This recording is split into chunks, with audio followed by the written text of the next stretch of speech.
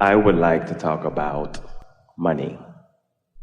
I understand calling things into our experience, and that's wealth, money, etc. Calling is one thing, allowing is another, yeah? Yes. And I've also been understanding that to call more money into my experience, I must spend money as if I have the money. Well, I must spend... it's a good way to call debt into your experience. So I am wondering, how do I spend money without fear? You can't spend money that you don't have without some trepidation. It's about momentum and balance, isn't it? Don't get too far off into it. Yes. We're going to sort this out. We're just going to torture you for a little while. Hey. And another part of that is I'm married, and I have a son, a 15-year-old son. So how do I get all of us, my husband, my son, and myself, on the same plane to call these experiences into our life? Well, you've asked an important question, and it's one that almost everyone relates to. And it really is a subject that is easy for us to remind you what we were talking about earlier, because the first thing that we want to ask you is, do you think you're more often in a place where you are thinking about and feeling about money, or thinking about and feeling about not enough money? Because every subject is two subjects, what is wanted and absence of it. And so you can answer that question by knowing if you feel optimistic or worried, if you feel eager or angry, or eager or frustrated. In other words, you can tell by the way you feel whether you're thinking about money in the way the source within you is thinking about it for you, or whether you're thinking about it in a different way. Now, here's another way that you could look at this. We know, if you've been listening to us at all, you've heard every bit of that before. So no new news there. We're going to keep talking until you hear some new news. Because until you find another way of looking at this, nothing's going to shift in you. And unless something shifts, then your experience can't change. So that's what we do. We keep coming at it from another direction and another direction and another direction until suddenly you have an understanding, and then you feel different, and when you feel different, then you attract different, and when you attract different, then you experience different manifestations. So that's the whole objective here in this really important topic. For a long time, we've been talking to you that creation is about asking, source answering, and you letting the answer in. Step 1, 2, 3. Asking's easy, isn't it? Especially if you have a 15-year-old or partner who's asking too. In other words, the more delicious life is, often the more things that you want to experience in it, the more experiences you want to have. So the asking part is not a hard part. When you don't have enough of something, you know that you want more. Source recognizes every time you ask. Now here's an important thing that you may not have heard us say before about this step 2. Source knows what you're asking for, and only has a vibration about what you are really asking for. So this is interesting. When you feel like you don't have enough money, and it causes you, just for a moment, to send off a rocket, I would like more money, meaning I want more freedom, I want more experience. Your inner being becomes the essence of the freedom and the essence of the experience.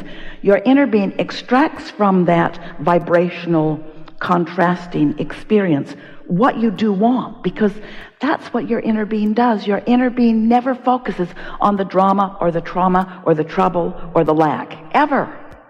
So from your synthesis of life, you've never heard us say that before, have you?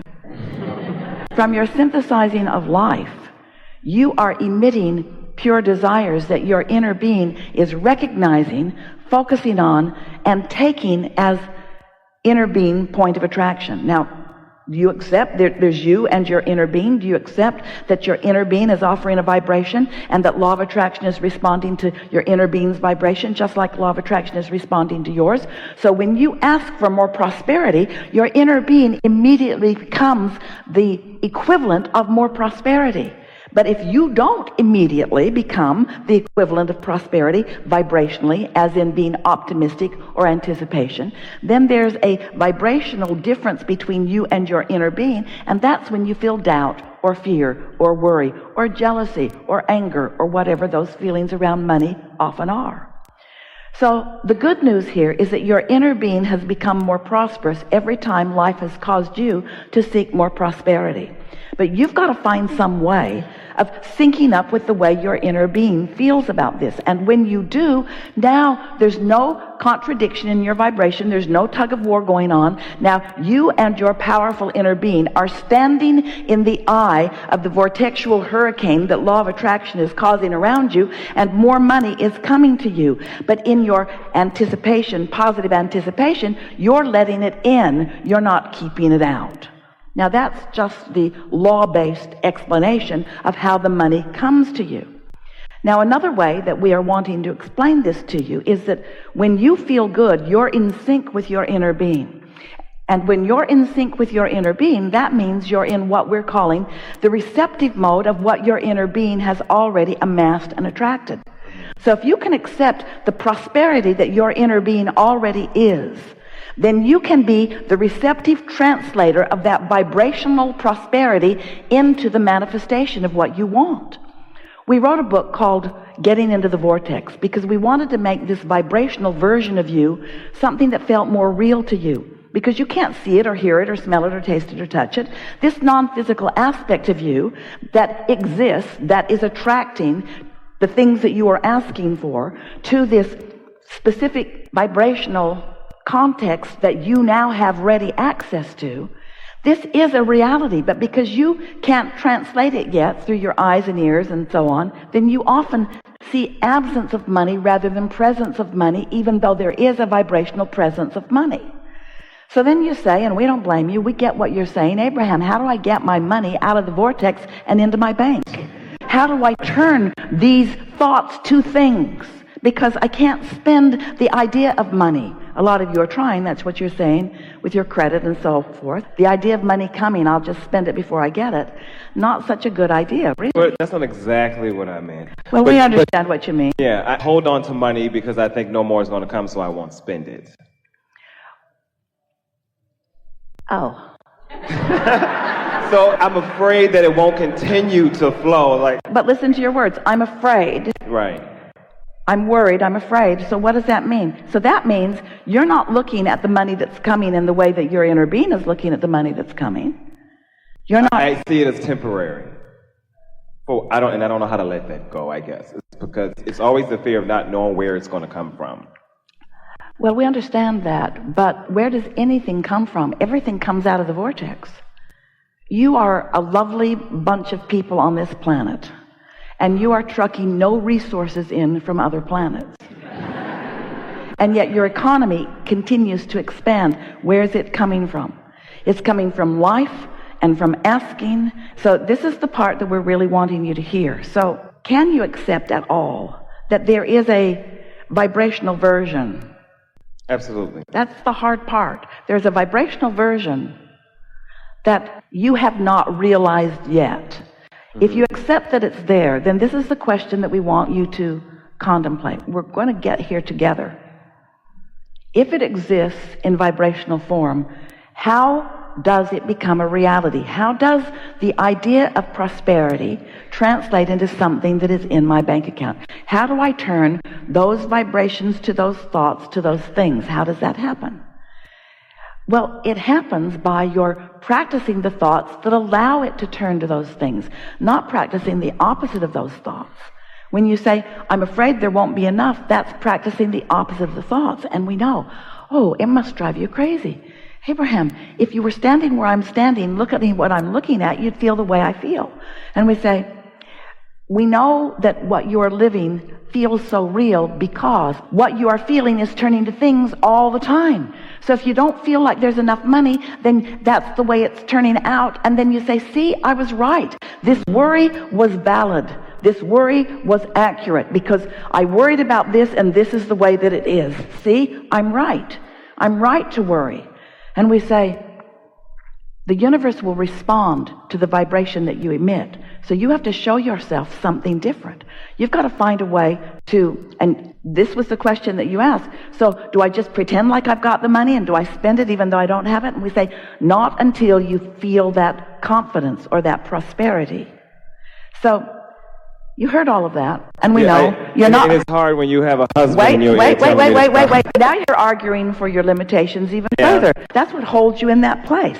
We understand and we get why you're feeling the way you do. But we are going to help you find another way of looking at this that will shift something in you that will change your point of attraction. So, on we go. You create your own reality, blah, blah, blah, blah, blah. You ask and you throw it in the vortex, blah, blah, blah, blah, blah. We know you're sick to death of the vortex. But now, here the prosperity is in the vortex. How are you going to get it out? How are you going to translate into your experience the prosperity that we promise you, blah, blah, blah, blah, blah, is there? It's there. How are you going to get it out? How are you going to be the realizer of it?